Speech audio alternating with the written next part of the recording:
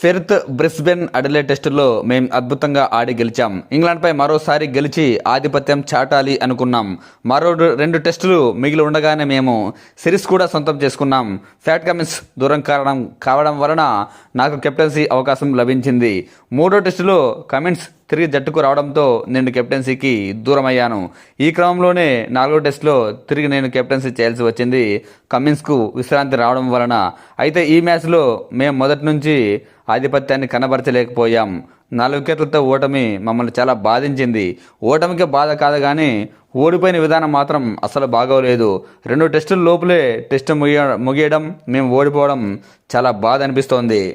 ఈ పిచ్పై ఎలా స్పందించాలో కూడా అర్థం కావడం లేదు. ఎందుకంటే తొలి రోజే 20 వికెట్లు కూలిపోయాయి, రెండో రోజు 16 వికెట్లు పడ్డాయి.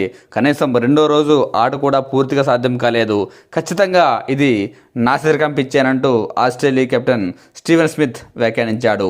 ఇది చాలా కష్టమైన మ్యాచ్, తొందరగా ముగిసిపోయింది. మేం అదనంగా కనీసం 50-60 పరుగులు చేసి ఉంటే మంచి పోటీ ఉండేది. ఏదైతేనేం చివరికి మేము పట్టు వీడలేదు కానీ ఓడిపోవాల్సి వచ్చింది. వికెట్ ముందుగా ఊహించినట్లుగానే ఉంది. అయితే బంతి పాతబడే కొద్దీ అసలు రూపాన్ని కోల్పోయింది. వాళ్ళు బ్యాటింగ్కి వచ్చినప్పుడు కొన్ని ఓవర్లు దూకుడుగానే ఆడారు కాబట్టి కాస్త బెటర్గా ఉంది పిచ్ అప్పటికైతే. ఏదేమైనా ఈ పిచ్ బౌలర్లకు మరీ అతిగా సహకరించింది.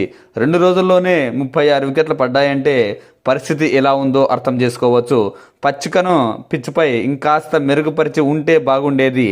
అయితే వికెట్ ఎలా ఉన్నా అందుకు తగ్గట్టుగానే మేము ఆడాల్సింది అంటూ స్టీవెన్ స్మిత్ చెప్పుకొచ్చాడు.